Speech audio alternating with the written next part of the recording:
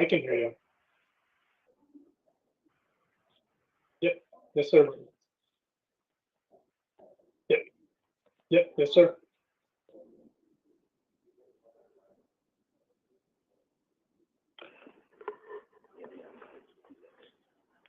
Hey, Brian, it's Deb. Sound test. Can you hear me?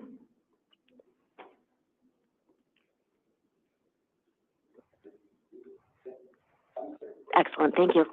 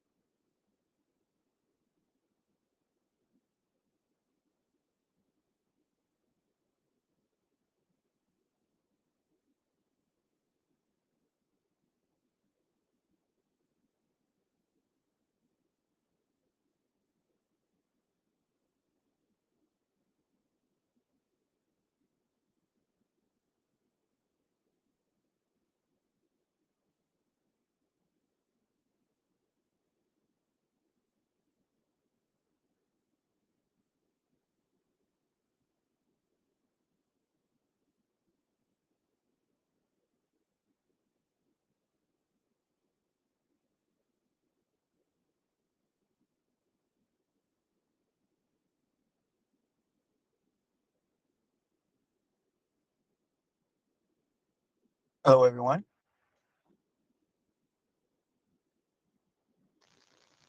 Morning.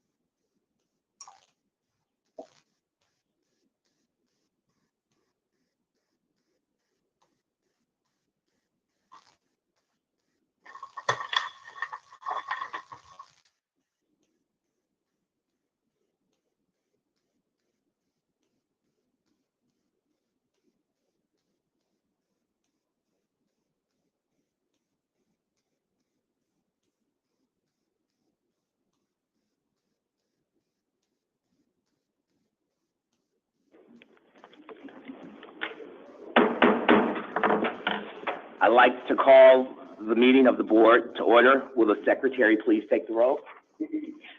Director Bott, Present. Director Curry, Present. Vice Chair Deere, Here is here. Director Garza, Present. Director Harrington, Present. Director Ryder is absent. Director Robinson, Present. Director Sorrell, Present. Director Story, Present. Director Webster Cross, Present. and Chair Taylor. Present. You do not have a quorum. Thank you. As we do not have a quorum, we'll receive information until a quorum is present, physically. So the first item on today's agenda is employee recognition, which will be reviewed by Miss Carrie Fuck. Carrie, I'm gonna get your name right. Fuck, right? Yeah. Good morning. Good morning. Carrie Pramick-Voth, the interim Chief Human Resource Officer. So we are going to go through our new hires first and then our promotions. We are pleased to welcome back Keisha Barber, who will be our Director of Clinical Affairs, working with our Chief Strategy Officer and our Chief Medical Officer. LaShondra Brown, Manager of Operations and Ophthalmology. Tatiana Greer, Nurse Coordinator in our Patient Care Services Department. Amelia Nichols, Process Improvement Manager for Quality Assurance. And Tamara Nolan, our Care Management Nurse Coordinator for our Managed Care Department. For recent promotions, we have Rebecca Barrera, Director of Program Management and Performance Excellence for our Health Plan Services. Jalen McCrae, a Nurse Coordinator at CIRMAC Nursing in the Administration Team. And Octavia Rowland, our Executive Director, Ambulatory Care Operations in Administration.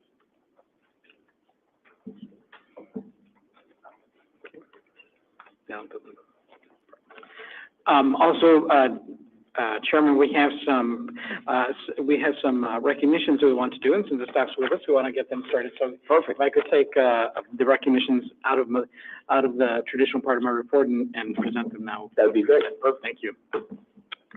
So first, we want to recognize our team that went to the Illinois Organization of Nurse Leaders. Mimi Tom and Jins Tashil are here with us. Congratulations to Mimi Tom and Jins Tashil, nurse coordinators for Medical Surgical Division of Stroger Hospital, for winning third place for their poster presentation titled "Prevention is Better Than Treatment: Journey to Zero Falls" at the 2023 Illinois Organization of Nurse Leaders Conference. Their poster detailed the efforts aimed to reduce falls within our medical surgical units. These prevention efforts have already demonstrated a significant reduction in falls over the last 6 months. Congratulations to our team. Congratulations. Well done.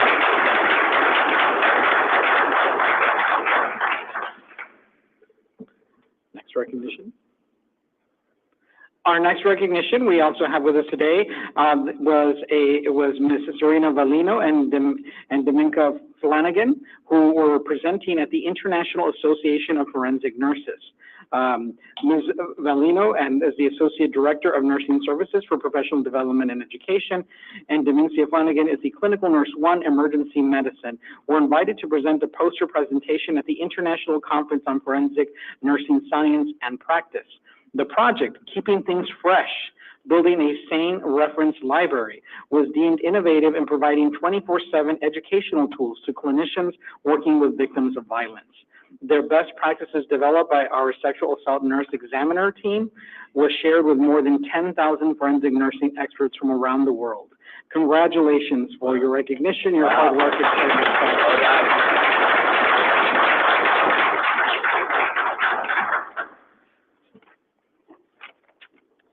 Next, if Dr. Charlene Hadiati is here with us. If not, we will recognize her. Dr. Hadiati was recognized as a 2023 National Faculty Teaching Award in recognition of her outstanding contributions and dedication to the education of physicians, students, and others in emergency medicine.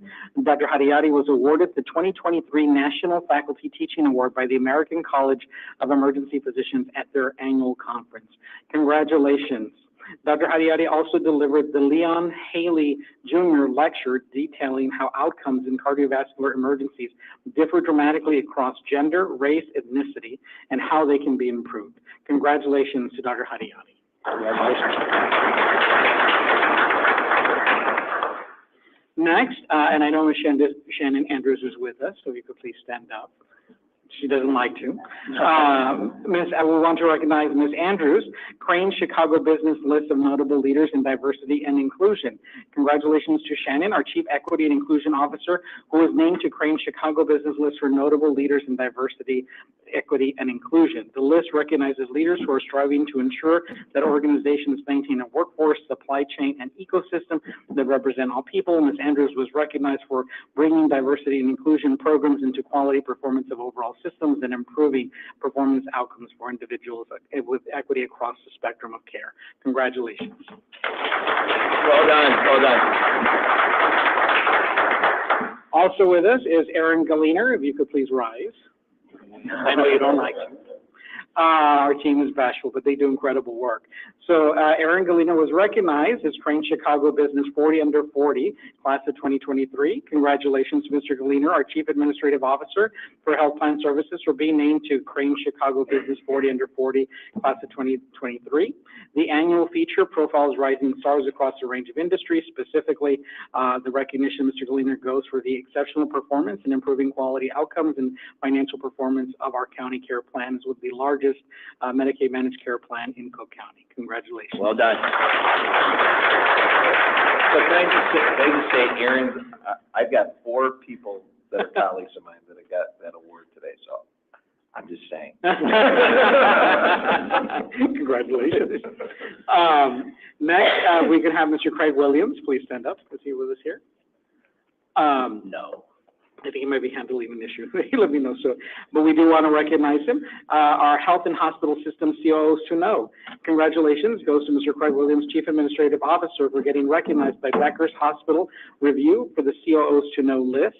The list includes leaders who are highly strategic and lead ideation, development, and implementation on initiatives that enhance operational efficiency across their organizations.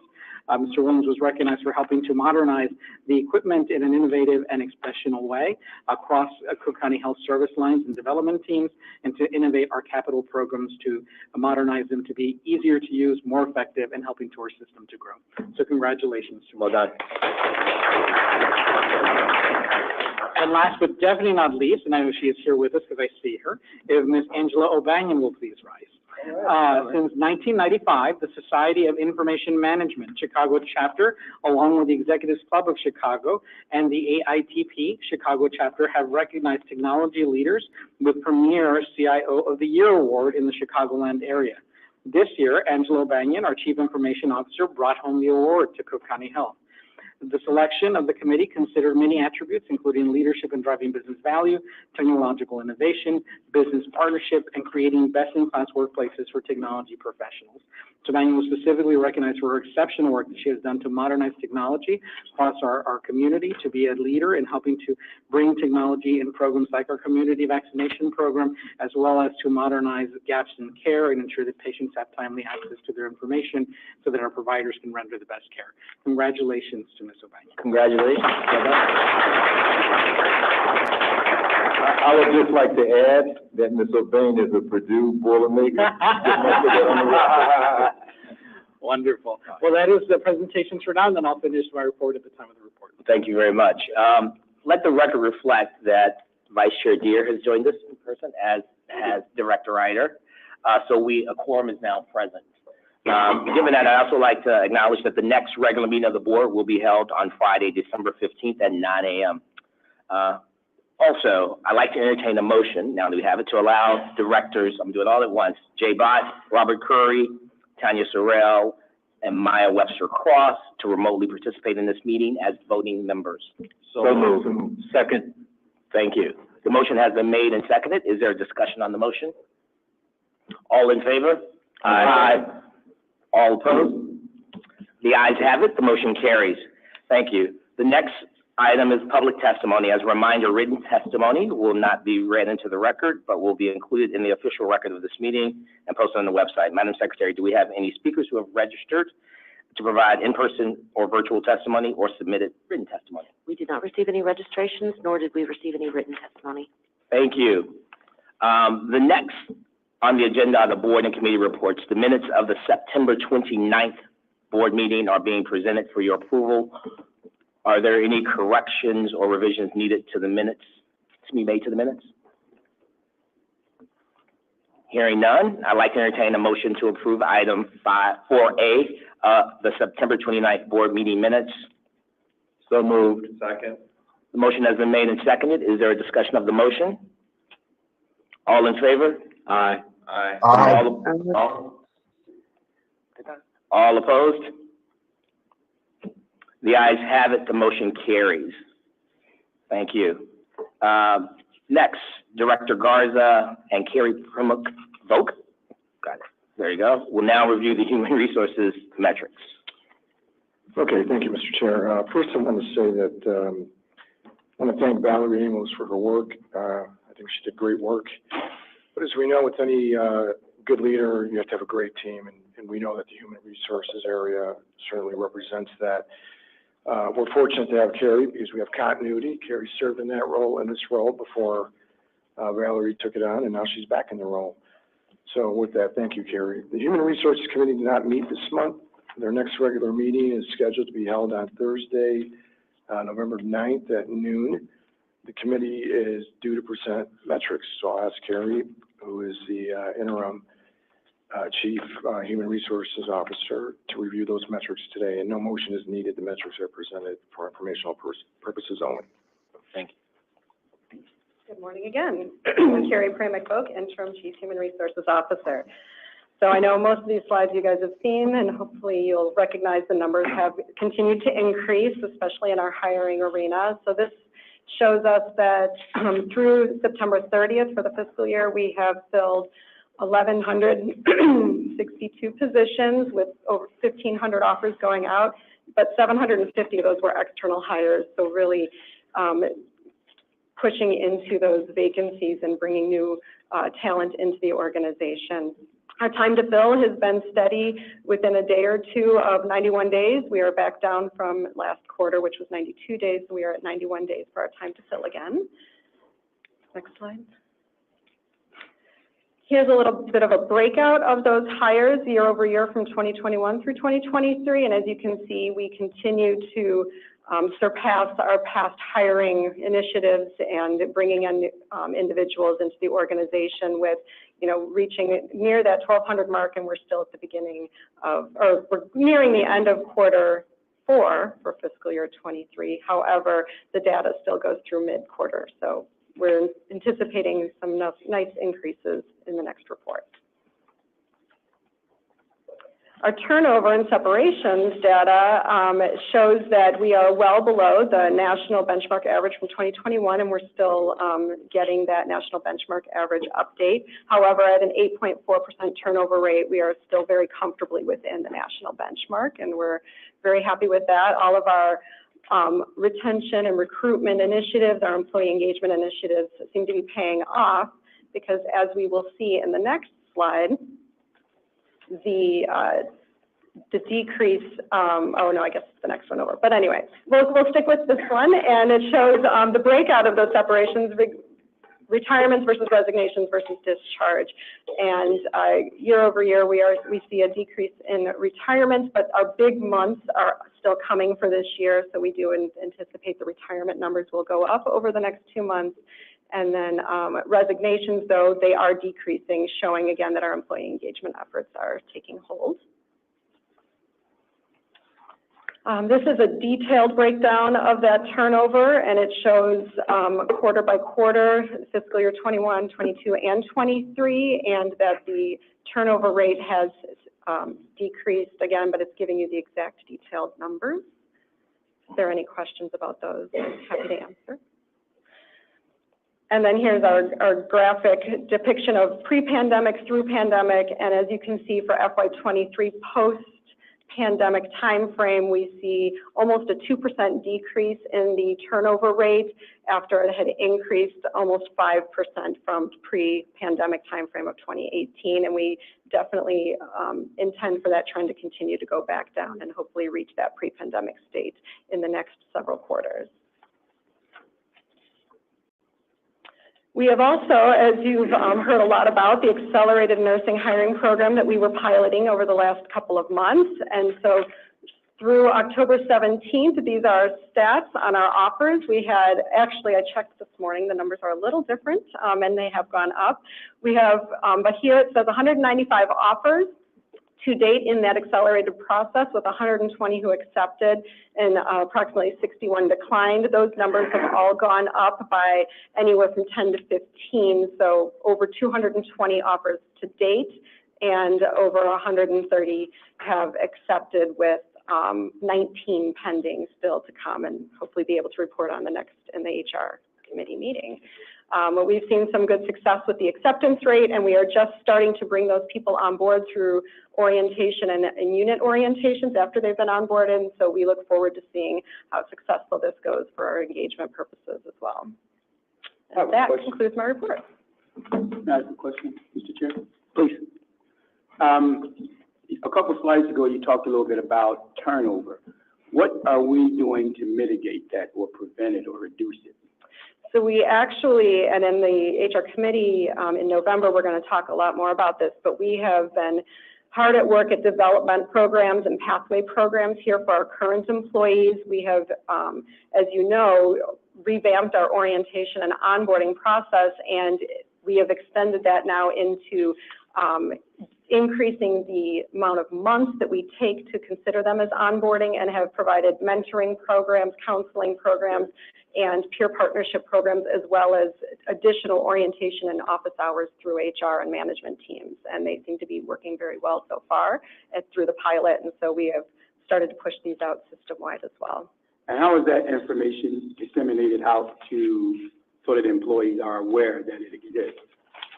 So as people come through orientation, they're advised of the new programs that will implement them directly. Management, we have, or Israel has a leadership forum once a month with his entire management team. So any supervisors, managers, all the way through executive leadership, and we disseminate information. As a matter of fact, just earlier this week, we started talking about all of the new programs that we've been implementing over the past 7 to 9 months. Thank you. Welcome.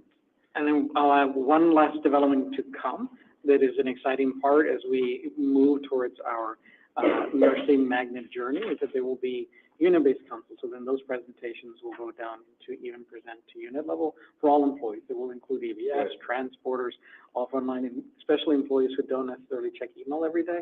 We want to make sure that those employees are included as well. And so the unit-based and site-based councils will expand that. So we're excited about that as well. Wonderful. Thank you. That concludes my report. Thank you very much. Thank you. Report. Next, Director Harrington will now review the Audit and Compliance Committee meeting minutes. Thank you. The Audit and Compliance Committee's regular meeting schedule for 2024 has not yet been determined. However, it is expected that the committee will begin holding their quarterly meetings starting in January 2024. Ashley Huntington, Compliance Officer, reviewed the report, which included information on the following subjects: Compliance Program Overview, Review and Approve Audit and Compliance Committee Charter, Metrics, Systems Compliance Program, County Care, Medicaid, Health Plan, Compliance Program Recoveries. The committee approved the proposed Audit and Compliance Committee Charter. The committee did go into closed session to receive closed meeting reports. We'll receive a review of the rest of that report at the December meeting in closed session. Because there are no action items associated with closed session, the minutes can be approved at this time. Thank you. I'd like to entertain a motion to approve item 4C. I have to finish it? Oh, thank you. 4C, October 20th, Audit and Compliance Committee meeting minutes, which contain the following action items: approval of the proposed Audit and Compliance Committee Charter. So moved. Second. Thank you. The motion has been made and seconded. Is there any discussion of the motion? All in favor? Aye. All opposed? Aye. Thank you. The ayes have it. The motion carries. Thank you. Next, Director Curry will now review the Managed Care Committee meeting minutes. Director Curry. Yes. Good morning all. Before I do it again, Morning. I'd like to extend congratulations to the whole Cook County County Care team, and especially to Aaron Galena on the recognition he received for 40 under 40. And as you've all heard, that was of recognition to the team, and wanted to read that into the record. Thank you, Aaron. The Managed Care Committee met on Friday, October 20th at 10:30 a.m. The Managed Care Committee's regular meeting for 2024 has not yet been determined. However, it is expected that the committee will begin holding their quarterly meeting starting in January 2024. We did have a report and metrics that were presented, and they were reviewed. The report was discussed, and it included information on the following subjects: county care, the health plan metrics, the health plan quality metrics, NCQA quality metrics and ratings, and the Health Choice Illinois report card. There was also a readout of strategic initiatives and priorities, including redetermination, HBIAS implementation, NCQA reaccreditation, Choice Illinois RFP, and Health Choice marketing campaign. If there are no further questions regarding these reports, approval at a minute is requested. Thank you. I don't see any questions. Therefore, I'd like to entertain a motion to approve item 4D, October 20th Managed Care Committee meeting minutes. So moved. Second. The motion has been made and seconded. Is there a discussion on the motion? All in favor? Aye. All opposed? The ayes have it. The motion carries. Next, Director Garza will now review the Quality and Patient Safety Committee meeting minutes. Thank you. The Quality and Patient Safety Committee met on Thursday, October 12th at 10:30 a.m. We're not planning to have any re-review of the metrics and presentations from the meeting, but if any additional questions are raised, staff are present and stand ready to address those. Next meeting of the committee is Thursday, November 9th at 10:30 a.m. The committee received the following reports, which are included in the minutes. The High Reliability Organization dashboard, which included information on the following subjects and metrics from the following HR work groups. The metrics included patient experience, clinical documentation, clinical outcomes, readmissions, throughput, and HEDIS. Received regulatory and accreditation update, received quarterly nursing operations update, received update from HRO clinical outcomes work group, received executive medical staff and medical executive committee reports. The committee received the Stroger Hospital and Provident Hospital Quality Committee summaries, and those were for informational purposes. The committee approved the following action items, which are included in the minutes. Approved 1 Stroger Division Chair initial appointment and 9 Division Chair reappointments. Approved Stroger and Provident Hospital medical staff appointments and reappointments and changes. And finally approved proposed amendments to the bylaws of the medical staff of Provident Hospital of Cook County. The committee did receive information in closed session, but those reports are not expected to be re-reviewed. So if there are no other questions on the minutes, they are being presented for the board's consideration at this time. Thank you. Are there any questions? Hearing none, I'd like to entertain a motion to approve item 4E, the October 12th minutes of the Quality and Patient Safety Committee meeting. So moved. Second. It's a long one. Just 1 second. Yeah. Second.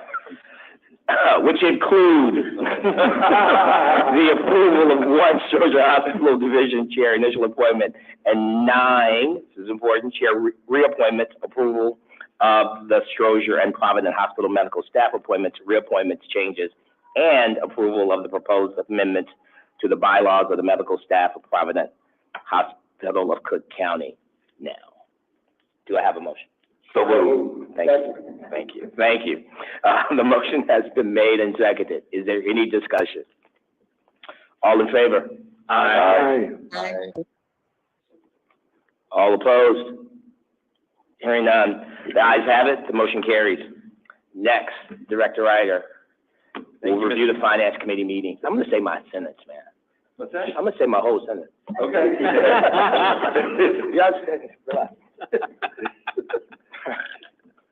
We always thought a hallmark of your leadership has been moving things along. We are. We are on your lead. Everybody had coffee this morning.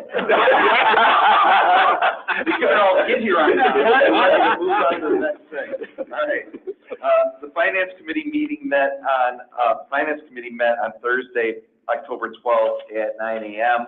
The next meeting of the committee will be held on Thursday, November 9th at 9 a.m. The committee considered the following action items, which are included in the minutes.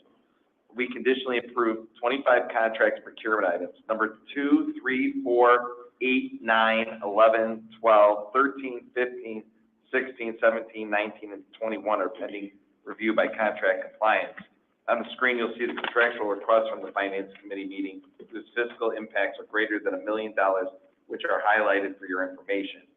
The committee also received and filed grant award related items. The committee received the following reports, which are also included in the minutes.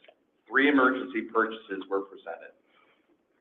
Third quarter fiscal year 23 reports of contracts executed under the authority of the CEO, contracts under $150,000. Report of the August fiscal year 2023 financials, a quarterly update on the VIA contract for contract management and nursing registry services. A request was made for the next quarterly update on the VIA contract that it includes diversity data that is more reflective of what is happening in practice. It was noted during the meeting that the data provided on MBE, WBE hours was somewhat diluted due to a number of factors, and in reality, the diversity is higher. And if there aren't any questions, Mr. Chairman, the minutes are being presented for the board's approval at this time. Thank you. Do we have any questions? Thank you. Hearing none, I'd like to entertain a motion to approve item 4F, the October 12th Finance Committee meeting minutes, which contain the following action items: approval of the contracts and procurement items, and receiving and filing of the grant award related items. Do I have a motion? I'll make the motion. Second. All right, the motion has been made and seconded. Is there any discussion on the motion? Chair Taylor, this is, Yes, Director Bott? so I'd like to, record me as voting present on request number 10 under contracts and procurement items contained within item 4F on the October 12th minute. Thank you, so noted. Thanks. Thank you. All in favor? Aye. All opposed? The ayes have it, the motion carries. We do not have any contracts being presented directly to the board for consideration, so we can move on to the next item. The next item will be a quarterly report from the Cook County Department of Public Health, which will be presented by Dr. Mr. Hasbrook seems to not be here yet. He's remotely connected. Oh, he's remotely connected. Oh, great. Perfect. Lamar Hasbrook and Amy O'Rourke. So I'll let you take it. Thank you so much. Dr. Hasbrook, you're on. Okay, well, my name is Amy O'Rourke, and I serve as the program manager for Cook County Department of Public Health. I'm the program manager of chronic disease prevention and control and the interim director of the community engagement and health education unit at Cook County. And today I have the pleasure of presenting to you an overview, just a brief overview of an initiative we're implementing, a cross-cutting procurement strategy called the Good Food Purchasing Program. And I'll also be able to highlight some progress we've made since 2018, and then showcase some ways that we're leveraging ARPA funding that we've received to really accelerate our work, and some key takeaways. So next slide, please. Oh, okay, great, thank you. Dr. Hasbrook, are you connected? I am connected, I am on, and I'm on my way downstairs. So please, Okay. please proceed. Well, Thank you. Well, we're welcome to proceed with Amy. Amy, please. Great, thank Yes. you. Thank you. So just to showcase some of the public health challenge that we're trying to address here, from production to consumption, the U.S. food system is characterized by major disparities in both wealth and health, as you all know. We continue to see people of color disproportionately exploited in low-wage and precarious work across the food system. Race is also, unfortunately, a determining factor in healthy food access in many of our communities. And we also continue to see significant health disparities in Black and Brown communities. These complex public health challenges really require a cross-cutting approach. Next slide, please. The Good Food Purchasing Program, or GFPP, as I'll refer to it, is a cross-cutting procurement strategy that really recognizes public institutions as driving forces with immense purchasing power in community. Public institutions like Cook County Health, the Juvenile Temporary Detention Center, and Cook County Sheriff's Office have opportunities to invest dollars in a system that promotes a thriving local economy, transparency, and racial and social equity. GFPP advances the goals set out in the county's policy roadmap and our We Plan 2025, our strategic community health improvement plan, while also emphasizing that good food is a right, not a privilege. You can advance to the next slide.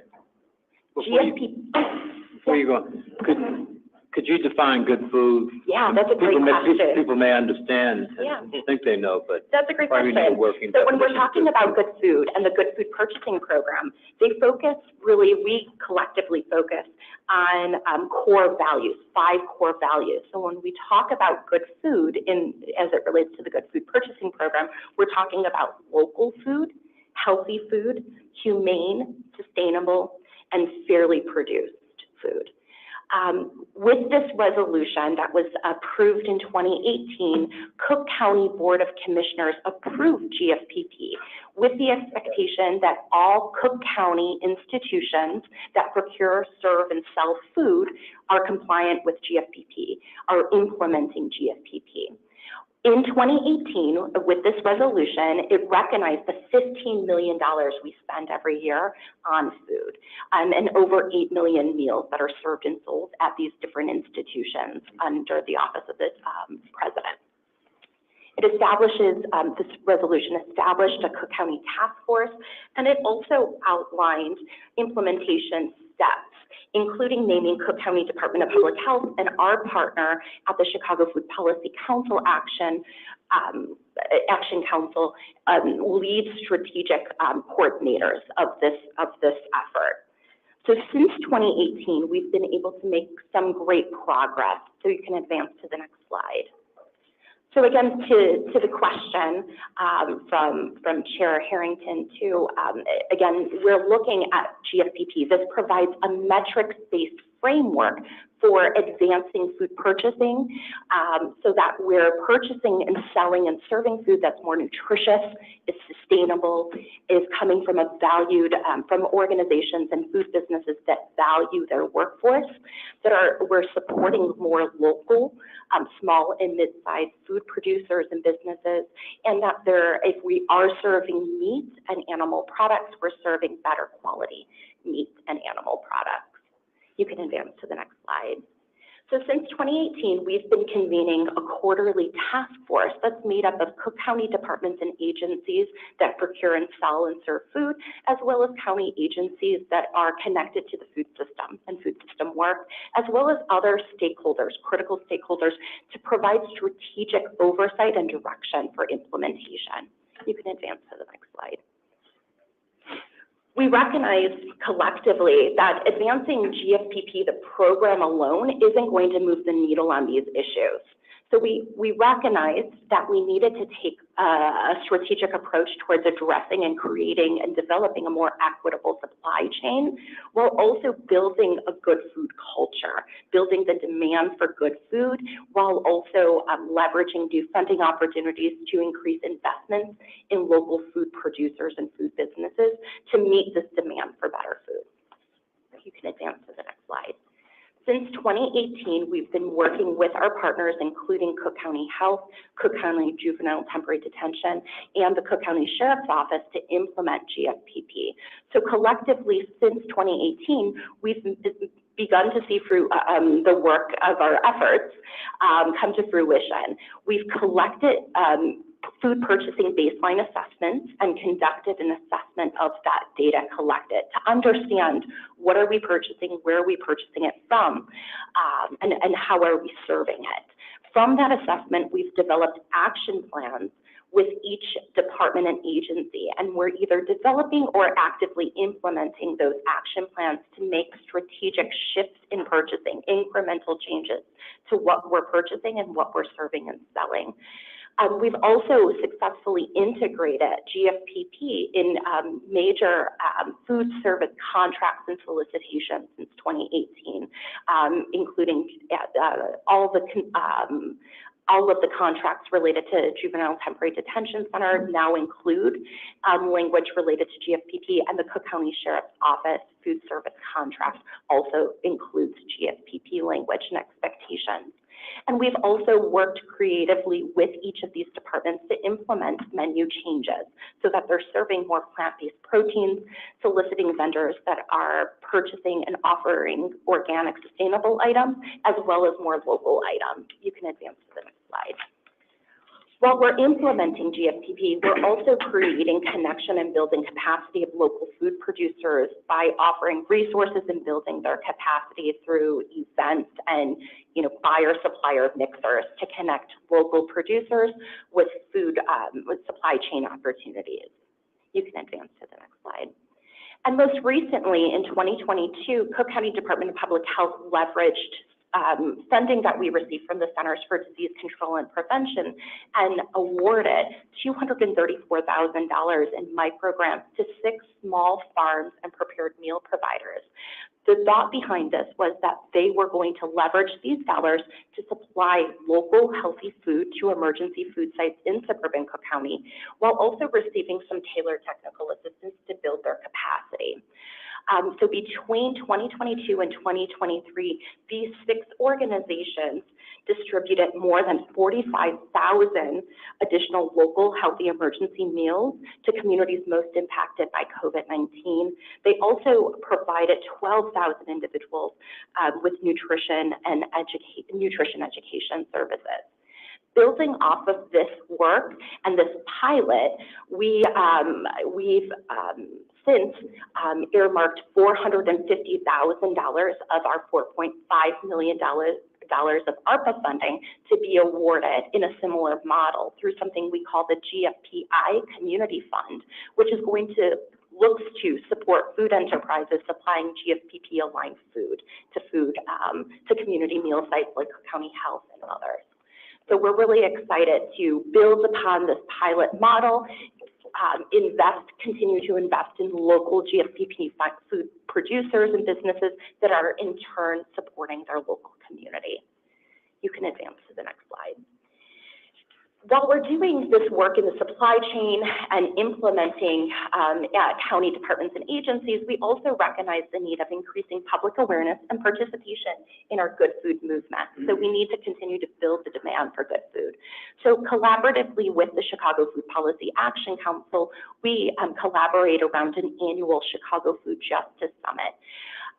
From there, we also have launched a peer-to-peer network for healthcare institutions, including Cook County Health, to explore good food purchasing. Because again, we want to see more anchor institutions and community advancing GFPP. We recognize that with the organizations or institutions that I mentioned, $15 million of food spend for Cook County departments and agencies, there is an opportunity to partner with local school districts, higher education institutions, hospitals across the region to continue to adopt and implement GFPP to build this demand for better food and provide access to those they serve with better food. You can advance to the next slide. So as I mentioned, we were able to secure $4.5 million in ARPA funding to really accelerate county's GFPP. So with these dollars, we're building our own capacity to do this work. We're also plan to reassess all of the departments to really be able to measure the changes that have been made since 2018, given contracts have shifted, food purchasing has shifted, and what they're serving has shifted since 2018. We're also bringing additional resources to the county departments and agencies to support scratch cooking audits and trainings for their food service staff so they can prepare and serve more whole foods, minimally processed foods, and conduct food waste audits at these sites to develop diversion plans. Next slide, please. We're also aligning the county's procurement policy with GFPP. So we will be conducting an in-depth review of the county's procurement code to identify where we're implementing or supporting or perhaps inhibiting GFPP implementation. So we're excited to also be releasing the Cook County GFPP dashboard to be able to provide more transparency into the data that we're collecting, the food purchasing, and what we're serving and selling, to be accountable to the community. Next slide. And then finally, we're developing a more equitable supply chain. We're supporting, again, as I mentioned, investments in local food businesses. We're supporting events and capacity building opportunities, and we're also assisting other anchor institutions across the county to adopt and implement GFPP. Next slide. So in summary, GFPP, again, is a cross-cutting procurement strategy that the county board approved by resolution in 2018. Since 2018, we've been implementing and initial investments have been made in local food producers. GFPP encourages, as I shared, county-run institutions to shift their food spend towards 5 critical food GFPP-aligned values: local, healthy, humane, sustainable, and equitably produced food. And then again, we're looking to leverage $4.5 million in ARPA funding over the course of the next few years to accelerate our GFPP implementation. We will be announcing awardees of the upcoming 2023 GFPP Community Fund in early fiscal year 24, and we will look to partner again with Chicago Food Policy Action Council to host the 19th annual Chicago Food Justice Summit in early fiscal 24. Thank you. Wow. Very good report. Well done, Amy. Thank you. Impressive. Impressive. Wow. Great. A lot done quickly. Yes, thank you. Thank you for your support. Amy, I appreciate your enthusiasm working on this. Here we have a couple of questions. Yeah. Amy, don't leave. You got questions? Here, come on. Don't leave. Not so much a question, Amy, as just to follow up on some of the efforts of the program in terms of other institutions in Cook County. In particular, I was make note of the work that the task force and the reach out to other institutions, in particular, the school systems and the major one, Chicago Public School System, and other hospitals. I mean, Commissioner Deere, food is medicine, correct? Correct, and it is. So this seems like this will be a natural alignment. It is a natural alignment, and I should have shared too. So Cook County, when we approved the resolution of GFPP back in 2018, we became the 3rd local government to approve this. This is a nationwide movement. So since then, many cities and counties have since approved a similar measure. We followed, so it was passed in LA in 2012, Chicago in 2017, and then Cook County approved in 2018. So this is a partnership as well between the Chicago Department of Public Health and Cook County Department of Public Health. Chicago is overseeing implementation across Chicago departments, including Chicago Public Schools that are participating. And we're looking at the health department, at the Cook County Health Department, to partner with local school districts across the suburban Cook County region as well to support with shifting their food purchasing and what they're serving and selling at their school sites across the region. In addition to the ARPA funding, there's been a number of different investments made in local food, which is really exciting. So local schools across the region now do have more resources to purchase more local healthy food options. So we're continuing to foster that, spread that information, encourage our partners at the schools to take advantage of these dollars, this funding that's available now. So it is really exciting work. Quick question, I think this is fantastic. The local and the supply chain, when we start looking at the farmers, how many of them are we using and are we trying to maximize what they can produce? So because we know if it's local, it's fresher. Yeah. So how are we doing with that? And do we actually know who those people are? Do we know the numbers? Yeah, that's a really great question. So I can follow up with you with specifics around the numbers, but that's part of the research that we're doing with our research partners. So part of the funding that we had from the CDC, we leveraged in partnership with the Chicago Food Policy Action Council to do that type of assessment of urban farmers, urban agriculture in suburban Cook County. We're also partnering with the Department of Environment and Sustainability, who is conducting an urban ag gap analysis. So they're helping us to determine where are there gaps and where are there opportunities for us to increase production, reduce some of the barriers within, suburban Cook County across our jurisdiction so that we can see increased production of resources.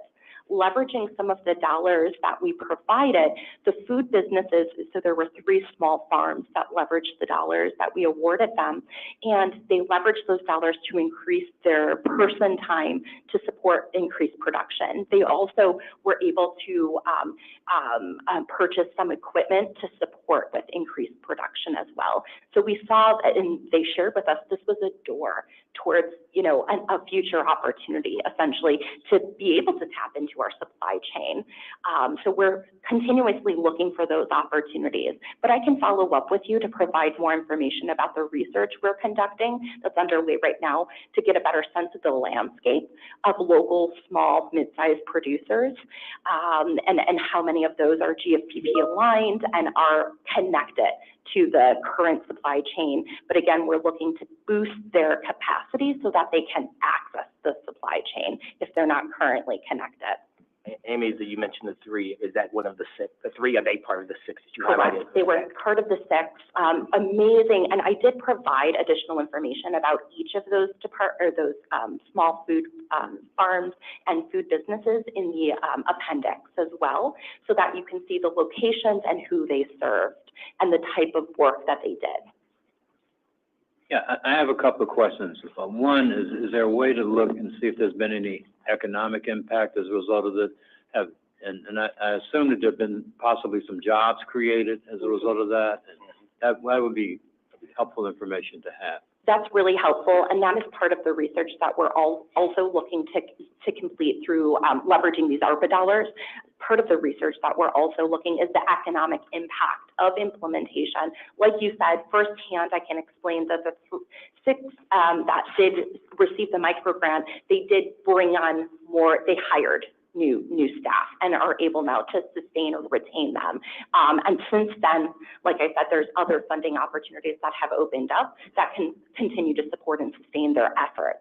So to your point, with our small pilot of 6 awardees, we saw an increase in employment. Again, they hired local community residents to participate in these efforts to support their distribution, but more at a holistic approach. Again, that's something we're looking at within Cook County and then in the city of Chicago as well. When we're making these types of shifts, what does that mean for the local economy? Because at the center of this resolution was really racial justice and economic opportunities, building those economic opportunities. I'm sorry, you said exciting words. And that's where my question was actually going. I just didn't go there because well, the question is, if we're really trying to do this and do it right, we have to know who those people are. Yeah. Because we're going to create jobs, we're going to build the economy, and we're going to change lives. Not to mention, the people who are eating the food are going to have fresher food. Correct. So knowing who those organizations are and assisting them to get large enough to be able to replace some of the multinationals. Because the multinationals do not meet the qualifications. Correct. No. Exactly. So if we can do that, that would be like fantastic work and absolutely something probably worthy of a national recognition. Yeah. And I'm looking across the board because if you look at the farmers, you're going to see them represent all people. Correct. And all groups. And so then it allows them to be able to sustain not only their family, but to show that this is a viable way to live. Mhm. I'm sorry, this is quite exciting. It's not finance, but this is. I do have a question. One is, I think I attended it 3 years ago. Is there a tentative date for the Food Justice Summit? Yes, so I believe it's going to be in early March. So I'll circle back to provide the specific information. Registration and the save the date will be issued soon, but it will be in early March that we're having this in conjunction with Chicago Food Policy Action Council. Okay. And this is really an opportunity to bring together a variety of different stakeholders that are connected in food justice and food policy work and efforts, including local community members that are passionate about this. So we're excited to perhaps be showcasing some of the micro grantee awardees that did their work, implemented their program to be able to speak to their efforts and what they're looking to do and how they leverage this funding and what they're looking to do beyond this point. And then hopefully, to your point as well, being able to showcase more of the research around urban agriculture and, you know, the small and mid-sized food producers in our region, to be able to showcase that, as well as then, like I said, the Department of Environment and Sustainability is leveraging their ARPA dollars over the course of the next few years on their urban ag gap analysis as well, and we're partnering with them in that effort. So more research, more information to be shared, and then it's an opportunity for us to be able to speak to on our dashboard as well the economic impacts that we're seeing as a result of this. And to your point, this is a national model. Cook County's resolution was a national model and was leveraged by Boston, the city of Boston as well, when they looked at implementing something similar. And I look forward to doing additional work. You probably saw at the Cook County Board level, we introduced a resolution in conjunction with our wonderful Dr. Hasbrook and Israel Roca around food as medicine, because that is an important component. And really, we've been doing a lot of the good work. We want to make sure that everybody in Cook County is involved so that we have a healthier, stronger Cook County, and that there's a campaign even around that. Every time I look at billboards as I'm driving, I see all the stuff I'm not supposed to eat. Right? We need to see some of the stuff that we're supposed to eat. And so I do know personally that food is medicine. We want to get that out there because then that ends up helping individuals to live longer, helping them to be healthier, but also it saves the insurance companies and hospitals money, right? And so, but we're concerned more so about the longevity of individuals' lives and bringing forth generational change. There are some households that wake up in the morning and eat Doritos for breakfast, right? My household was one, right? And so, and until we have that mindset, you know, around the fact that, you know, we are what we eat, you know, that continues. And so I'm delighted and excited, as my fellow directors are, about the work that has been done, but also the work that will happen. And I like your enthusiasm too. Thank you, Commissioner Deere. Thank you. I appreciate your leadership in this space and your partnership in helping this this program move forward and elevating that food is medicine. That's a critical message that we need to collectively share and promote. And I think that goes nicely, pairs nicely with this effort, because as I mentioned, our effort is around building a good food culture. Building the demand for good food is part of what we're trying to advance. So really appreciate you raising that and your leadership there. You're picking up on something that Dennis said. Good food is good medicine. Yes. Yes. Indeed. Well, thank you so much and look forward to. I'm sorry, one more piece. Oh, yeah. Because this is exciting. This is exciting. Dr. Robinson's really excited. We haven't seen this like this. The other piece too, if you look at it, if you get this right, you're now going to impact the water quality. You can also impact the air because carbon sink is real, and there's also a way to be able to generate money. There's so much that can be done here that can improve the health and the lives of the people of Cook County. It's unimaginable. But you're doing a great job. I just want to throw out a couple more ideas that really, this can actually help out. That's really great. And again, environmental sustainability and climate are such a big driver around this as well. And like you said, it impacts how we produce food, serve food, you know, it impacts people's lives in the surrounding communities. So yes, we completely agree, and that's part of what we're looking to advance as well. I should say that the Chicago Food Justice Summit, the annual Food Justice Summit that I mentioned, that's in early March. The focus this year is on climate resiliency. So again, focused on the environmental impact that food has on our communities and on our planet. So really excited to be able to present. We're submitting a presentation on this work and taking the lens of environmental sustainability as well, how this work has impacted the communities and the environment. Great, thank you. Thank you. Thank you Thanks very so much. much. You're very much, you know, you're always amazed, like, all the work we're doing, the impact that the organization has throughout the community, right? And thank you, I appreciate it. Well, thank you again. Thank you. Thank you. The next item is just me, my report. First, one, I'd like to thank all of you here around the room, quite frankly. We appreciate, one, for the hard work you did to prepare for the budget as we presented that this week. It was well received. So thank you for all the ones everybody who participated in that.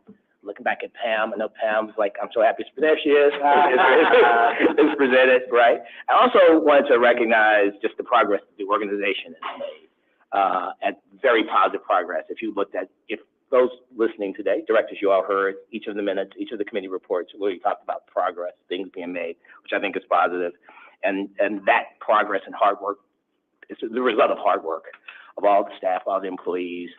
I mean, we saw a number of the leaders recognized, but behind those leaders, we know that there's a lot of people working behind them to support them. So thank you again. We want to recognize each of you for that, even as demonstrated by the last report. That is my report. There you go. Next, CEO report. We just have two things. I'm going to go over our strategic initiatives update, and then we have a presentation, speaking of great accomplishments, about our clinical research office updates will be presented by Dr. Osei. So first, let me go over our strategic initiatives. Just wanted to go over what has been accomplished. So wanted to share that we went live with 24/7 neurocritical care coverage at Stroger. This is a great milestone, so congratulations to Donica and all of her team, and to our neurology team, to Dr. Fegan, for helping to get this going. It has been a great milestone and helps us to prepare as our journey continues to being a comprehensive neurostroke center. So this is a great step forward to make sure. And again, this is also part of the Change Institute Service Line Initiative as one of the key elements where we could help to address disparities in survivability and mortality and morbidity of certain neighborhoods, was the availability to handle neurological stroke conditions. And so this is our commitment to advancing those cares for everyone, regardless of the ability to pay. County Care also increased their health screenings from 37% last year to 61% this year. So we're very excited, so congratulations to them. We wanted to add our virtual care, so we added our virtual care in the Stroger Emergency Department, so now we can be able to extend to patients in other clinics and locations when people need emergency medical attention. That virtual care can be provided to different locations. The Provident and Stroger sleep labs were reaccredited with distinction. Also, courtesy of staff and communications with doctors, Press Ganey ratings hit all-time ratings across the organization. New contract management system is now live, and so we're very excited about that. We have 47 job fairs that have been conducted over the past 2 years. County Care implemented coordination of benefits process, and then we established a dedicated team to focus on rev cycle operations at the outpatient health center locations across ACHN. And that will help us to make sure that we're doing our best to capture and collect our funding, but most importantly, we'll also be able to qualify individuals for insurance coverage at all locations. So we're excited about that opportunity. Coming soon, County Care will implement health benefits for immigrant and adult seniors beginning January 1st, 2024. Food baskets to County Care members during holidays will be delivered as part of our upcoming program. Build a patient satisfaction survey platform for CAPS. Our consumer assessment of healthcare providers and systems will be built. We will be implementing a transfer agreement with St. Bernard's to Providence Hospital. We will be having an implementation of new and improved referral platform across our Cook County Health Referral Network with other institutions.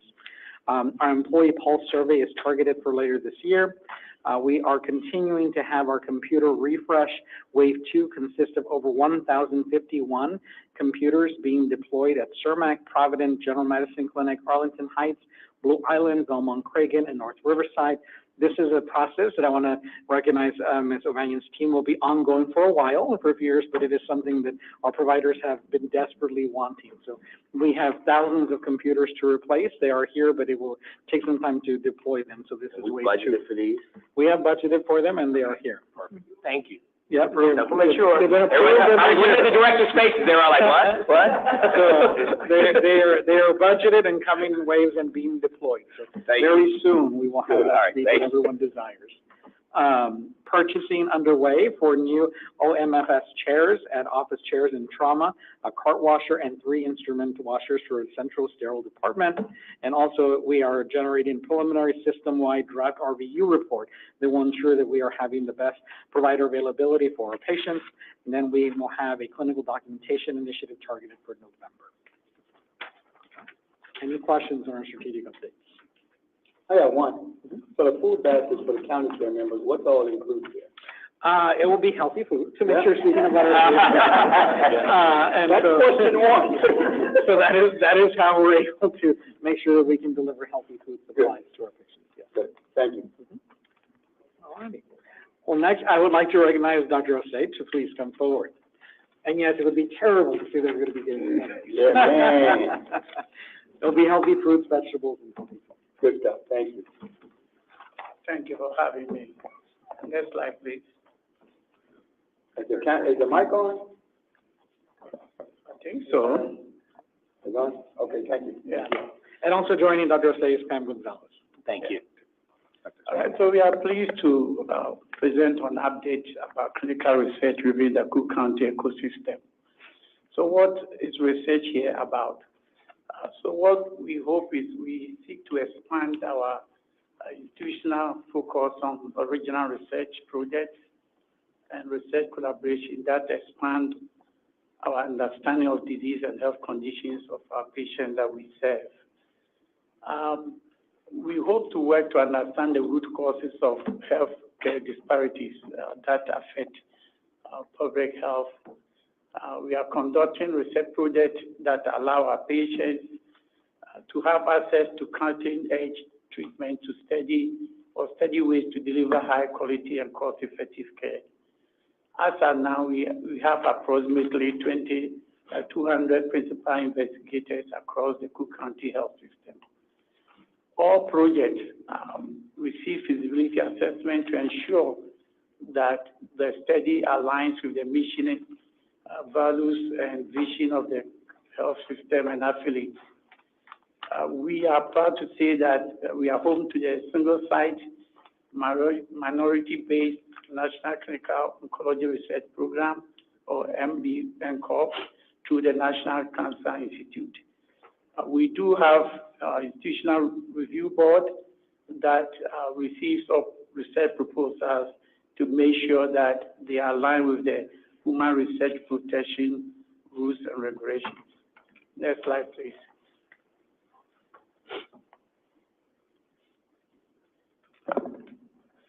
So what has been achieved so far?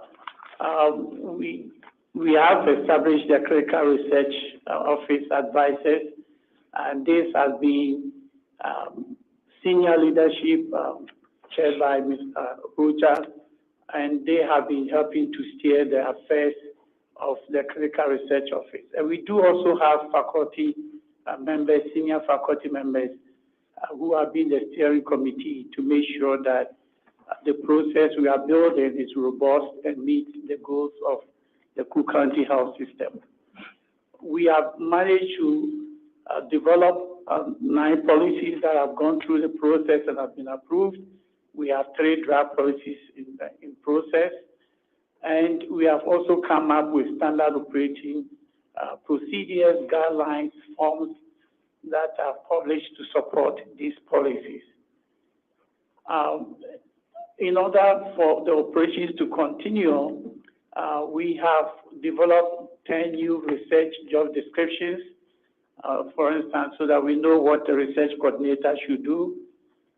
And then we are in the process of recruiting key leadership, including the Chief Scientific Officer, Clinical Research Director, Clinical Research Financial Manager. We are pleased to announce that we have developed the Center Research Billing platform where every patient who is involved in research, there is a flag when the power chart is open so that we can identify those patients. And this is going to help us in terms of charge review, billing segregation, and then also doing billing claims modification because they are involved in research. We have developed a new workflow that is going to allow feasibility to be done for all research proposals, and this actually began in August, and we have been able to do some feasibilities for about 8 studies. We have also developed coverage analysis so that we can be able to separate those billings that are research related to those that are not. We have developed a process where every research proposal can undergo budget and contract review. And then finally, when everything comes together, we are going to do congruent check to make sure that everything is in place for the research to begin. We have done a lot of outreach, reaching out to the department and divisions. We have established what we call research champions, where every division, every department has a representative on the Clinical Research Forum. We do have monthly roundtable to update all those stakeholders about what is going on in research. We do put out a monthly newsletter, and we started our first quarterly town hall meeting to discuss research. And also we have a clinical research intranet where everyone can go to assess the policies and procedures and also obtain the forms that are needed for them to go on with research. Next slide, please. So we have begun to do all this, but we are hoping that going forward, we will continue to work on these things and also continue to build on more important components of research in the Cook County health system. So we hope that we will continue to work on workforce development, not just recruiting the most talented people, but also making sure that there are development opportunities, research training, and networking opportunities for all researchers within the Cook County health system. We hope to come up with research mission and goals. We are in the process of defining the key performance indicators for research within the Cook County health system.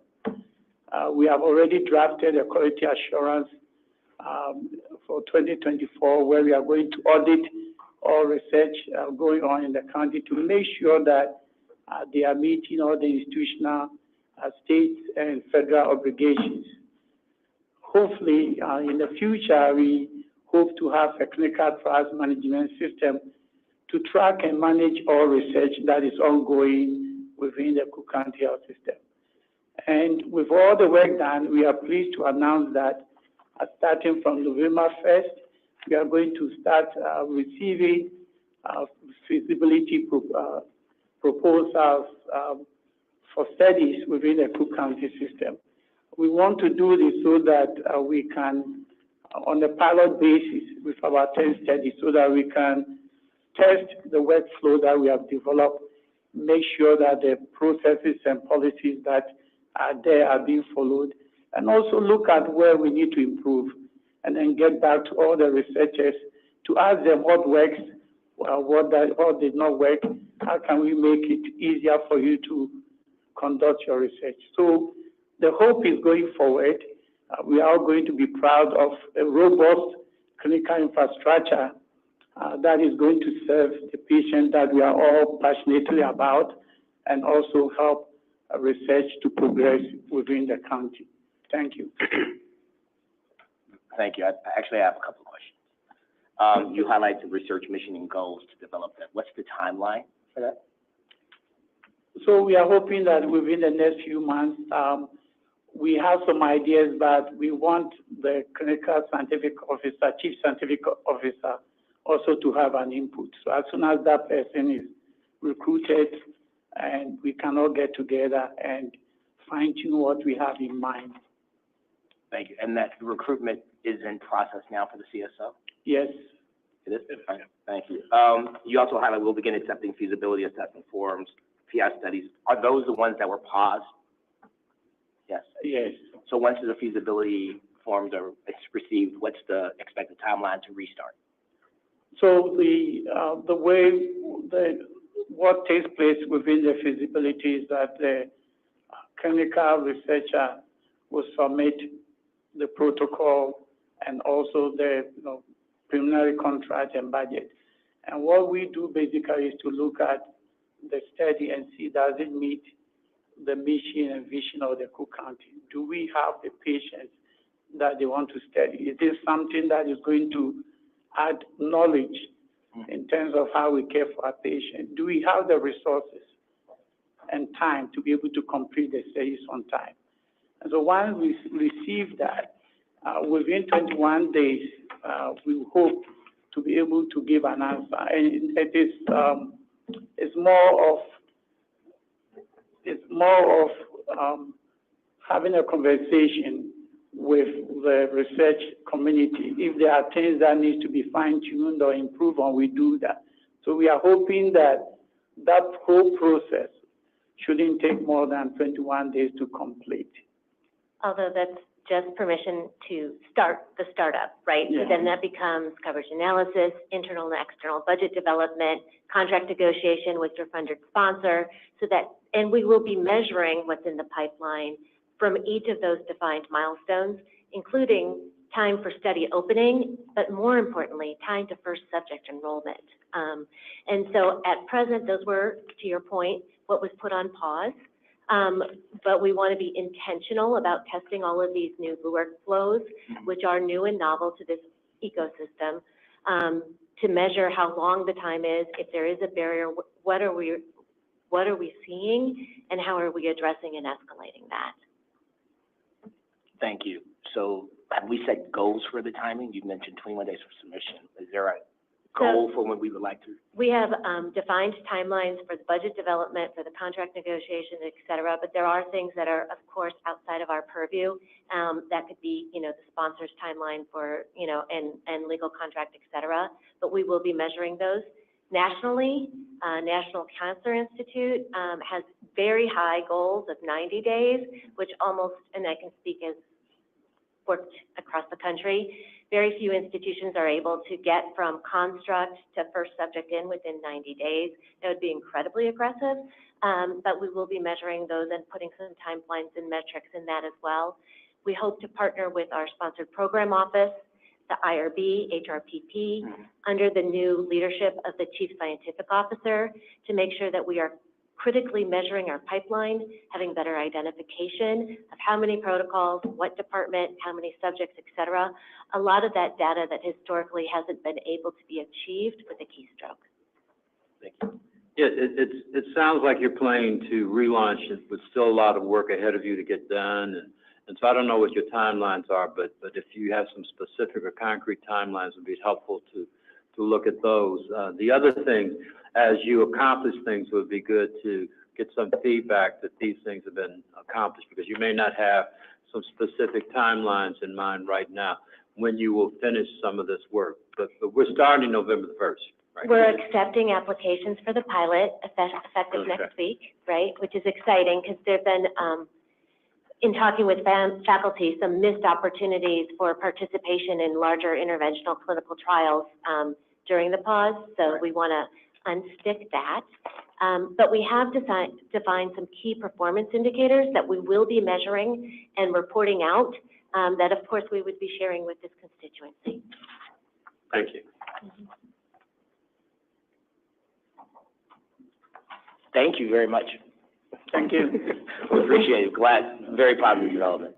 It is, what I would just say, it sounds routine, but the policies and the work that they have done has been incredible. And, I would say when you talk about policy, that's always interesting. What I want to say is they pretty much built a house. They just now need to test everything and make sure that it works, and then people can move in. So the rubric, the policies, the work, the testing, the framework that allows for innovation, but patient safety as well, and ensure that that is equity applied to everyone, has been built. Now we'll take some pilots to test it, and then they will come back and report to the board on how that's moving forward. I know Dr. Akintor is very happy. That is the end of my report. Thank you. Thank you very much. I appreciate it. The board will actually be going into closed session today. Action is not expected to be taken in open session after this closed session. Therefore, I'd like to entertain a motion to go into closed meeting pursuant to the following exceptions to the Open Meetings Act, 5 ILCS 122C, 1, 2, 11, 12, and 17. So moved.